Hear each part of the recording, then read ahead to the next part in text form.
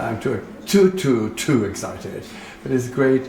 This is like a dream of my youth. When I was very young, I used to come to London in the summers, and came the first place I did this pilgrimage of those wonderful Beatles and the uniforms with the top hats, and then you just come inside and see all those cashmeres and wonderful shoes and wonderful things I used to have before.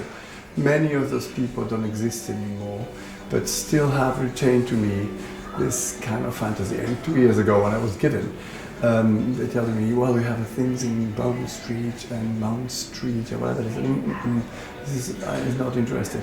I wanted a place that means something to me, and this place means something to me. I just can imagine like beginning of the 20th century changing the facade and all these things. There used to be about 100 or 90 shops. Now there is not many, about 40. So it's kind of changed, but it's somehow still to me retained that magic. I mean, I adore this city. I have chosen this city to be, so could I be in New York?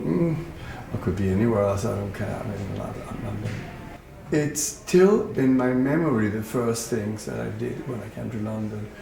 I thought, I was like grown up with Charles Dickens stories and, this Little Dorrit and David Copperfield and all those things that everybody does love, especially when you're not English.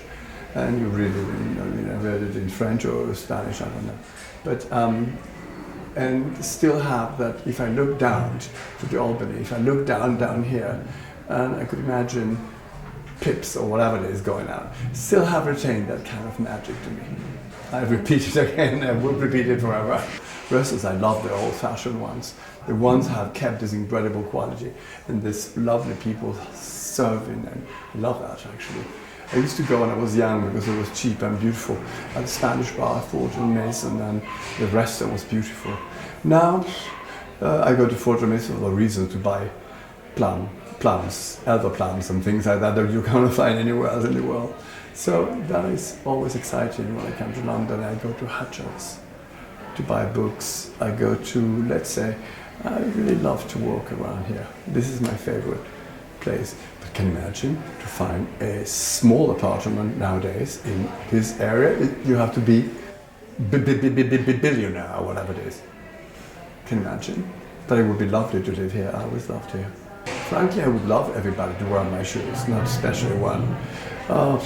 It could be fat, small, whatever. And if you put the shoes, they transform you.